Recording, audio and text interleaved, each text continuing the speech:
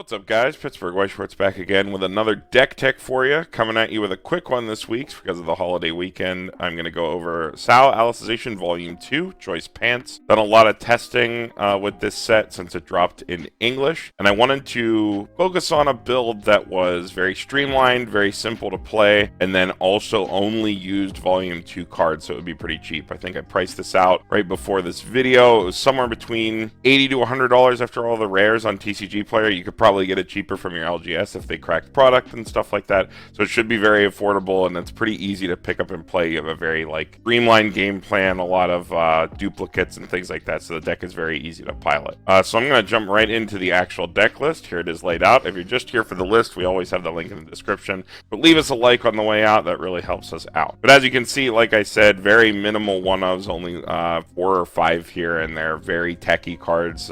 Some cards are duplicative in sort of their use, like we have the Adachi and the 2-1. I'll get into that. And our usual edge case cards like Stock Swap, a Free Fresh, a Drop Search, very simple things like that. Other than that, we are maxing out on all our very important cards, so I'm going to get into it right now. The big problem with SAO Alicization is your first deck speed. It is really rough to get through your deck and hit that good refresh timing that all 8 1k1 decks want to do. They want to refresh before they hit level 2, get that free clock compression, ride that out for the rest of the game. So we got to run a lot of extra mill tools to get us there. That's why we're going to run 4 of the Kirito Rize. He is a 2500 level 1 if you are playing basically a valid Alicization deck. And on reverse, you mill up to the top 3 cards, grab a Fluctlight character, and then ditch the rest. But you do get that 2500 level 1. That means your opponents can't side it with utility cards and stuff like that. Even though it isn't very big, we do have some other buffs, so we can shove it over things, but we're mainly running this as our quote-unquote blessing 0 in that slot because we need that first deck mill. For a similar reason, we're running the admin Ricky here. It's on reverse. You pay 1 and put this card in clock, check up to 5 cards, add a character.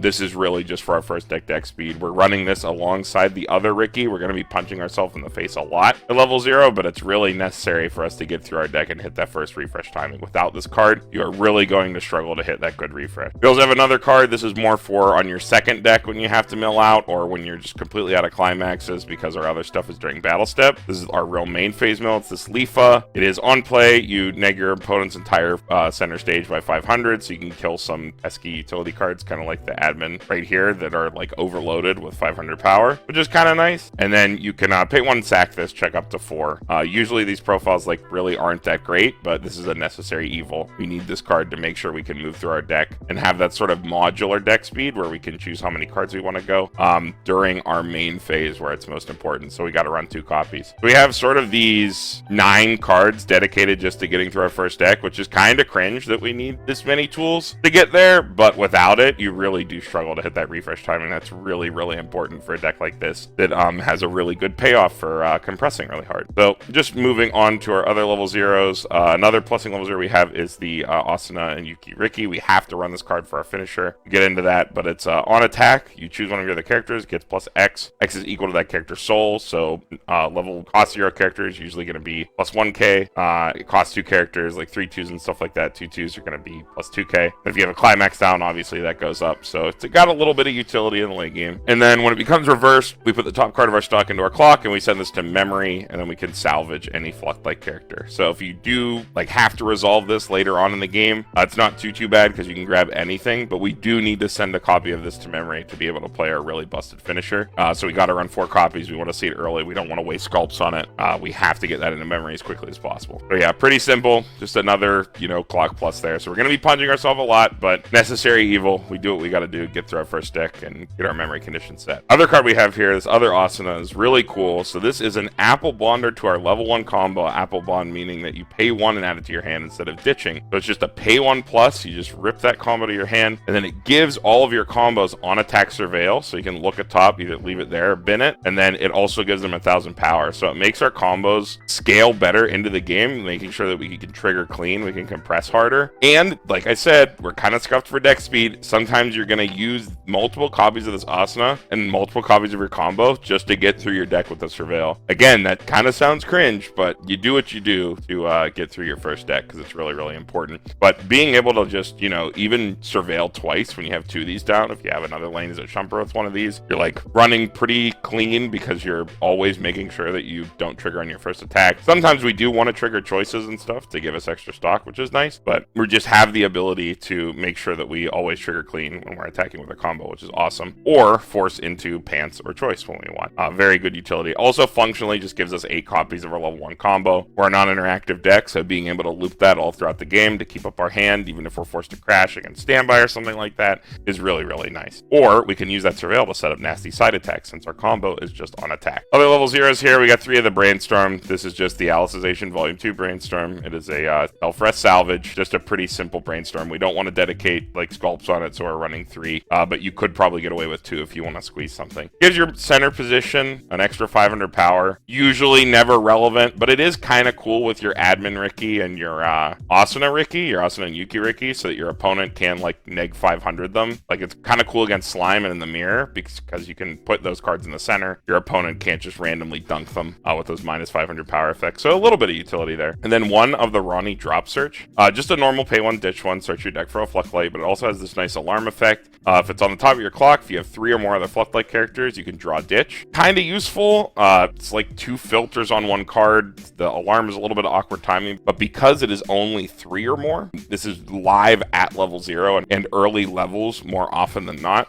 So you do get a little bit more use out of it than you typically would with an effect like this, but it's mainly just here for the drop search. Moving on to level 1, we have our level 1 combo, Night Skyclad hero Kirito. He is during your turn, this card gets 1000 power, so he's a 55 on your turn. Then on attack with the pants, you just salvage a character as long as you have experience 2. I'll get into that when we get into our level 3s, but you should have absolutely no problem hitting experience 2 by level 1. But yep, just a completely non-interactive selective plus. This would normally be pretty whatever, but when you combine it with the level 0 Asuna, you get to run 8 copies. You're plussing bonding into this with the Apple Bond, and then you're plussing again with the on attack combo. So you're really keeping up your hand, even if you're forced to crash. The Surveil on attack, like I said, make sure we can trigger clean. A very simple but powerful combo. And then Pants works very well with our finisher and make sure we have our climax. A little bit of extra climax assurance going into the late game. Moving on to other level 1s, we have the Time for Revenge Xenon. This is a climax swapper, a level 1 climax swapper that has on placement 500 power times board, including herself. So a drop assassin that's also a climax swap. Climax swaps can normally be kind of rough going into level 1 because you drop them and then they concede a lane because they're level 0s, they're small. But this one, you field it alongside your combo and it's just as big, if not bigger than them, which is really, really awesome. The fact that you're not conceding a lane while also confirming your climax is just a really, really cool thing that this deck can do that no other deck really can. No other deck really has this kind of profile. And it's one of the best parts about playing the deck. You always have the climax you need. You have much better climax assurance than other kinds of decks. You pretty much always have your climax. Also a decent way to just shove yourself over 1/1s or at least challenge them, because if you drop this last, it'll come down to 8k with the climax, 7k, then 8k. And so we're running 3 copies because we always want to have 1 copy of this card in our hand. You're going to pick it up off the combo pretty frequently, but having the ability to just draw it and just have copies of it in hand, multiple copies aren't even bad because you want to recur your combo. You're a non-interactive on attack selective combo, so you're incentivized to recur that as much as possible, and this helps you do that. Got a single copy of this Alice here. This is a tech card. It's a free fresh on play. You can discard any 2 cards. You neg your opponent's front stage for 500 times the number of climaxes in your grave, and then you put your grave into your deck and shuffle. So free fresh is you. This is a bit of like a monkey patch to your deck speed. Even with all those cards that we play to get through our first deck, sometimes that isn't enough. And because in English you don't have access to this really nice spammable Brainstorm that is in the SAO 10th anniversary set, which gives you just that little bit of extra deck speed that you need, I opted for this card instead. And in testing, this card has been really overperforming. If you saw our set review, you know I'm not really a fan of this card. I do really think this card isn't that good, but it does fulfill a very important role in the English only version of the deck, because sometimes you just need that panic button, and because you're so selective, because you're recurring your combo, this is a great card to have in hand to just hit that panic button, get yourself out of that deck state. You can also do some pretty nutty things in your really good games with this card when you're going for your finisher, where you can shuffle climaxes that you canceled with back into your deck for your Asuna to mill them for your finisher. That requires you to have a lot of hand, but it is a play that you can go for, and it's a play that I've done a couple times and has won me games. So just a nice, neat little tech card that can get you out of those bad deck states. Ways to deal with early plays and standby cards. We have the fair and square Kirito. It is an Adachi, just a normal bottom deck Adachi, but it's reversed. Cards higher than your opponent's level. You send it to the bottom of the deck. And then this Asuna. So these two ones, these were talked about a little bit. We were talking about Hololive in our set review. But these two ones that are just big on your turn all the time are really good right now because they're very versatile. They can run over 2/2s. They run over early plays. They're good against standby decks and 1k1 decks. So it's just a good card to have. It's also an extra soul trigger in the deck with choice. So if you know you're not going to need it, you're not in a standby matchup, and like you have your opponent has like stickier cards like Slime or the Adachi is better, you send this one. If you're in a matchup where you know the 2/1 is better, maybe against standby, you don't want to like leave that empty lane. You don't want to give your opponent a damage lead, or you want the 2/1, you could send the Adachi with choice. So it just gives you some options. You either grab the one or send the one, depending on which one you need. Moving on to level 3s, we're going to talk about these early plays first. We got this Yu-Gi-Oh! Healer. 4 or more other Fluctlights, gets -1 level in hand, then on play heal. And then when he's dropped, he gets 500 times board, including himself. So another drop assassin, but this one is a 4 more early play healer. So he's always going to come down at 11/5, unless you're at level 3 and you play him earlier. We're playing 4 because we need to hit blue level 2 or higher experience at level 1. So we don't really want to level yellow if we have to, but this just gives us the ability to, you know, if we open this card, it's a 4 of, we can just hold it, clock it, and we call it a day. We don't have to worry about any more experience in the deck. So we're running 4 instead of 3. This is normally a 3 of profile, but we're going to run 4 just to make sure that we can hit that experience condition every game. The other early play we have is this 2 or less on play, check up to top X being your field, and then if you have 2 or more other Fluctlight, it gets 1500 power in hand on core, so we can keep it around. Because we're looping our level 1 plussing combo, even at level 2, we're going to have extra cards in hand that we can use to keep this card around, keep our 2 soul beater up. Like, you don't really want to beat on your deck that hard after you've refreshed, especially if you're 2 or less. So the way you'll normally use this card is you'll like check 1 or 2. If you see a pants that you can grab to recur your level 1 combo, you'll pick that up, slam that down, go ahead with that, since your combos will help you trigger clean. You won't be out too many climaxes. And then at level 3, if we really need to dig for our choice, we can play this as well. So it's sort of a dual purpose there. It's like a recurable early play beater with the hand on core that also can help us get into our climaxes for late game, which is really cool. And lastly, we have the Alice stock swap. We have to run stock swap to make sure people can't just disrespect us and have a giant mountain of stock that we can never deal with and we can never touch their compression. So just having the ability to play this card is very important, even if we never do play it. Even if all we do is pick it up when our opponent has like 8 or 9 stock and say salvaging stock swap, and then they're now on edge and they have to play around that, this card has done its job. It's also a big beater if you have 2 or more other Fluctlight. It's like 11/5 all the time, but it's just this really big body that you can slam down at level 3.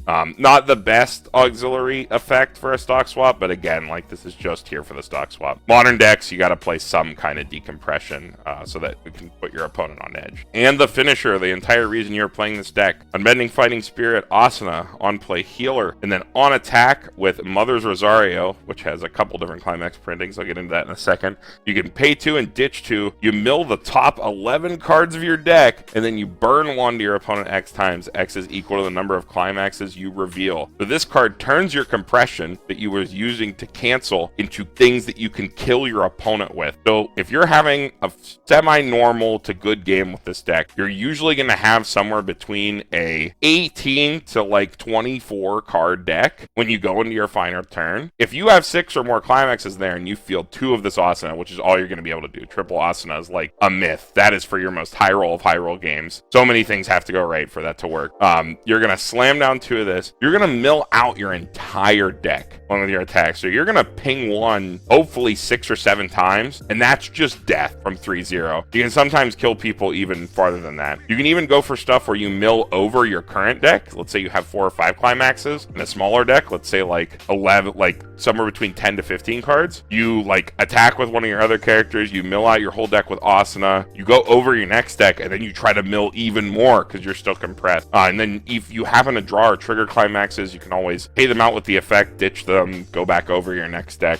It's not as sacky as it seems as the other Asunas that mill 11, because again, this is burning 1 for each instance. It's much better than the other one that burns X, so you can be burning for like 5 or 6. This is burning for 1 in those instances, so it's very hard for your opponent to cancel it. And you are in control of your deck state. Unlike an Icy Tail, you know what your deck state is and you have control over it. So, and you're milling such a large amount of cards that you can basically guarantee that I'm going to hit this many climaxes, it's going to be this many burns, and you can plan out your turns accordingly. So it's a lot more consistent at killing people than something like an Icy Tail, because you're in control of that deck state rather than it being you milling out your opponent. We are going to play the choice version, which is new in the Alicization Volume 2. You could probably get away with playing the bar if you wanted to, or some sort of weird split, because there's just enough green. I think there's 6 green in the list. That's probably just enough to play a couple copies of the bar, but I think the choice is just way too important because it helps us either get copies of our late game cards or have extra stock. We need to have 6 stock going into our finisher turn to make sure that we can do double of this, and then, you know, extra stock to we need to play another thing to get our climax. If we got to play a Alice and Asuna to check 5 to get a climax, we got to play a Xenon to climax swap, so that's either